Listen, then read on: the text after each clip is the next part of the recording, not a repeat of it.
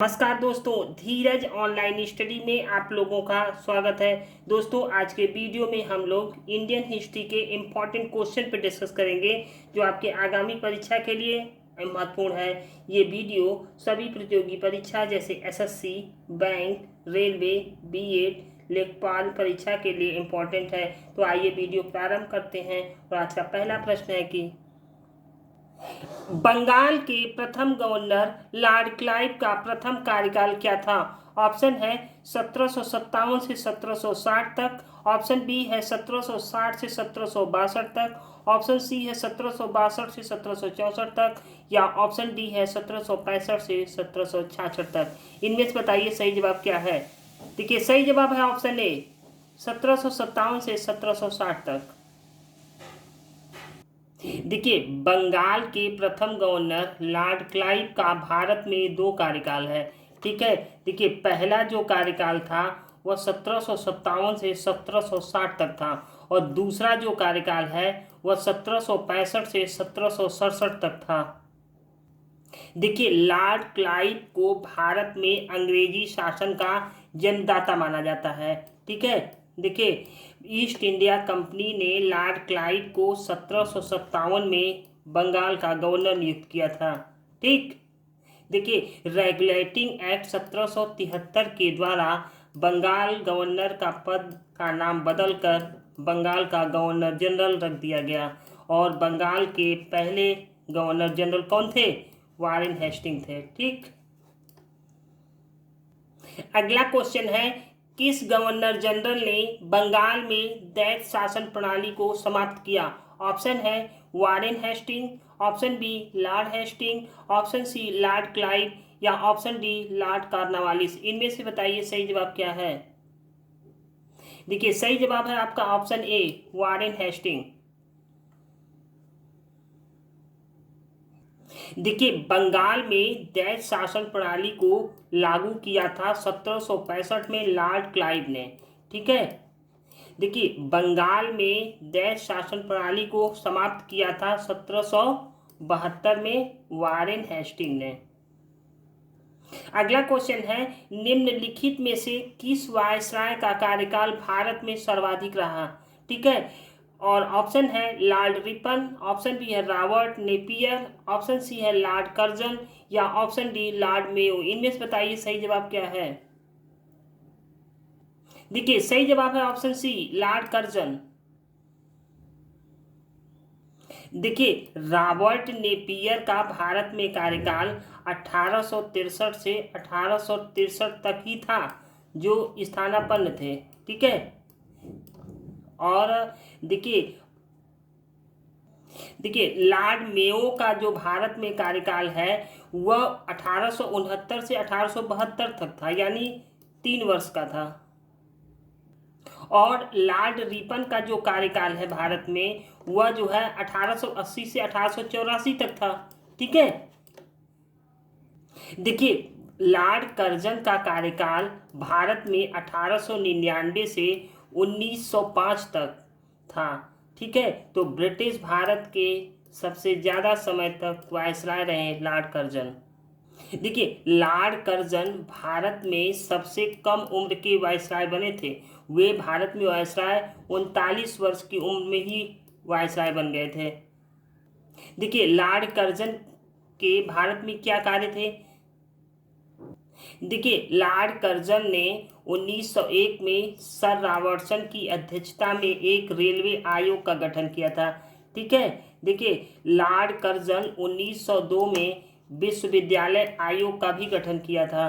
ठीक, देखिए Lord Curzon ने 1904 में पुरातत्व विभाग की भी स्थापना की थी। ठीक है, और लॉर्ड कर्जन ने 1905 में बंगाल का विभाजन भी इन्हीं ने किया था। अगला क्वेश्चन है, किस गवर्नर जनरल ने भारत में दास प्रथा को समाप्त किया था? ऑप्शन है Lord William Bentinck, option B है लॉर्ड एलनबरो, ऑप्शन सी है लॉर्ड कैनिन, या ऑप्शन डी लॉर्ड कर्जन। इनमें से बताइए सही जवाब क्या है। देखिए, सही जवाब है ऑप्शन बी लॉर्ड एलनबरो। देखिए, लॉर्ड एलनबरो ने भारत में दास प्रथा को समाप्त किया था। ठीक है, उसने 1843 में एक्ट 5 के द्वारा दास प्रथा पर रोक लगाई थी। ठीक, देखिए लॉर्ड एलनबरो का कार्यकाल भारत में 1842 से 1844 तक था। ठीक है, अगला क्वेश्चन है, भारत में अंग्रेजों के समय प्रथम जनगणना हुई थी। ऑप्शन है लॉर्ड डफरिन के शासनकाल में, ऑप्शन बी लॉर्ड लीटन के शासनकाल में, ऑप्शन सी लॉर्ड मेयो के शासनकाल में, या ऑप्शन डी लॉर्ड रिपन के शासनकाल में। इनमें से बताइए सही जवाब क्या है। देखिए सही जवाब है ऑप्शन सी लॉर्ड मेयो के शासनकाल में। देखिए भारत में पहली बार जनगणना सन 1872 ईस्वी में वायसराय लॉर्ड मेयो के शासनकाल में कराई गई। ठीक है, लेकिन नियमित रूप से जनगणना 10 वर्षों के अंतराल में 1881 में लॉर्ड रिपन के शासनकाल में आरंभ हुई। ठीक, अगला क्वेश्चन है, निम्नलिखित में से कौन भारत का एकमात्र यहूदी वायसराय था। ऑप्शन है लॉर्ड रीडिंग, ऑप्शन बी है लॉर्ड डफरिन, ऑप्शन सी है लॉर्ड मेयो, या ऑप्शन डी लॉर्ड कर्जन। इनमें से बताइए सही जवाब क्या है। देखिए सही जवाब है ऑप्शन ए लॉर्ड रीडिंग। देखिए लॉर्ड रीडिंग भारत का एकमात्र यहूदी वायसराय था। ठीक है, देखिए लॉर्ड रीडिंग का भारत में जो कार्यकाल है वह है 1921 से 1926 तक। ठीक है, देखिए लॉर्ड रीडिंग के समय में महत्वपूर्ण घटना क्या घटी थी। देखिए लॉर्ड रीडिंग के समय में ही मॉन्टेस्क्यू चेम्सफोर्ड सुधार अधिनियम 1919 को अंतिम रूप से लागू किया गया। ठीक है, देखिए लॉर्ड रीडिंग के समय में ही मोपला विद्रोह हुआ था। ठीक, देखिए चौरी चौरा की घटना 5 फरवरी 1922 को इन्हीं के कार्यकाल में घटी थी। ठीक है, देखिए लॉर्ड रीडिंग के कार्यकाल में ही स्वराज पार्टी की स्थापना की गई थी। अगला क्वेश्चन है, निम्नलिखित में से किस गवर्नर जनरल की कब्र भारत में है। ऑप्शन है लॉर्ड कार्नवालिस, ऑप्शन बी है Lord William Bentinck, option C है लॉर्ड कैनिन, या ऑप्शन डी लॉर्ड कर्जन। इनमें से बताइए सही जवाब क्या है। देखिए सही जवाब है ऑप्शन ए लॉर्ड कार्नवालिस। देखिए लॉर्ड कार्नवालिस भारत में 1786 से 1793 तक भारत का गवर्नर जनरल रहा। द्वितीय बार वह 1805 में 67 वर्ष की उम्र में भारत भेजा गया। ठीक है, उसका स्वास्थ्य ठीक नहीं था और 5 अक्टूबर 1805 को उसकी मृत्यु हो गई और भारत में ही उसकी कब्र उत्तर प्रदेश के गाजीपुर में है। ठीक है, अगला क्वेश्चन है, निम्नलिखित में से किसे स्थानीय स्वशासन का जनक माना जाता है। ऑप्शन है Lord Cornwallis, option B Lord Lytton, option C Lord Ripon, या ऑप्शन डी लॉर्ड रीडिंग। इनमें से बताइए सही जवाब क्या है। देखिए सही जवाब है ऑप्शन सी लॉर्ड रिपन। देखिए भारत में स्थानीय स्वशासन का जनक लॉर्ड रिपन को कहा जाता है। ठीक है, लॉर्ड रिपन के शासनकाल में प्रस्तुत स्थानीय स्वशासन प्रस्ताव 1882 ईस्वी में भारत में आधुनिक स्थानीय स्वशासन का प्रारंभ माना जाता है। ठीक है, अगला क्वेश्चन है, निम्नलिखित में से किस गवर्नर जनरल पर ब्रिटिश संसद में महाभियोग चलाया गया था। ऑप्शन है Warren Hasting, option B Lord Hasting, option C Lord Cornwallis, या ऑप्शन डी लॉर्ड वेलेस्ली। इनमें से बताइए सही जवाब क्या है। देखिए सही जवाब है ऑप्शन ए वारेन हेस्टिंग।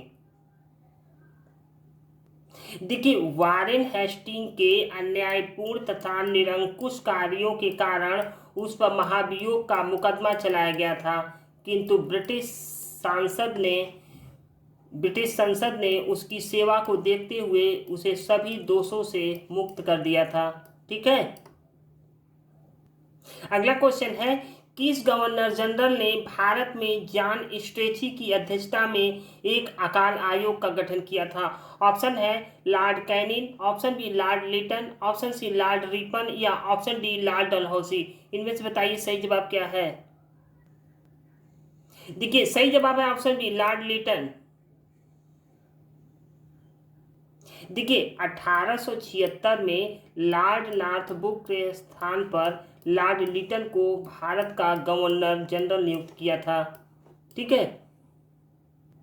देखिए 1876 से 1878 ईस्वी के अवधि में बम्बई, मद्रास, हैदराबाद और मध्य भारत के अधिकांश भागों में भीषण अकाल पड़े और लाखों लोगों की जान चली गई। इसी कारण 1878 ईस्वी में अकाल की व्यवस्था की जांच हेतु जॉन स्ट्रेची की अध्यक्षता में एक अकाल आयोग का गठन किया गया था। ठीक है। अगला क्वेश्चन है, रिंग फेस का संबंध किस गवर्नर जनरल से है? ऑप्शन है हेनरी लॉरेंस, ऑप्शन बी है लॉर्ड डलहौजी, ऑप्शन सी है लॉर्ड हेस्टिंग या ऑप्शन डी वारेन हेस्टिंग। इनमें से बताइए सही जवाब क्या है। देखिए सही जवाब है ऑप्शन डी वारेन हेस्टिंग। देखिए रिंग फेस का अर्थ होता है सुरक्षित घेरे में रहने की नीति, जो 1757 से 1813 तक चली थी। ठीक है। देखिए रिंग फेस नीति का विशेष रूप से क्रियान्वयन वारेन हेस्टिंग द्वारा किया गया था। ठीक। अगला क्वेश्चन है, निम्नलिखित में से कौन सा युग्म सही सुमेलित नहीं है? ठीक है। देखिए सहायक संधि लॉर्ड वेलेस्ली की है, राज्य हड़प नीति लॉर्ड डलहौजी की है, स्थानीय स्वशासन लॉर्ड लिटन का है या सती प्रथा की समाप्ति लॉर्ड विलियम बेंटिंग का है। इनमें से बताइए जो गलत है। देखिए सहायक संधि लॉर्ड वेलेस्ली की है, एकदम सही है। राज्य अपहरण नीति जो है लॉर्ड डलहौजी की है, ये भी सही है। देखिए सती प्रथा की समाप्ति किसने किया था? लॉर्ड विलियम बेंटिंग, ये भी सही है। देखिए स्थानीय स्वशासन जो है वह लॉर्ड लिटन का नहीं है, वह है लॉर्ड रिपन का। तो ऑप्शन सी गलत जवाब है इसका। दोस्तों ये रहा आज का अंतिम प्रश्न। ये वीडियो आप लोगों को कैसा लगा? अच्छा लगे तो लाइक, शेयर और सब्सक्राइब जरूर कीजिएगा। Thank you for watching.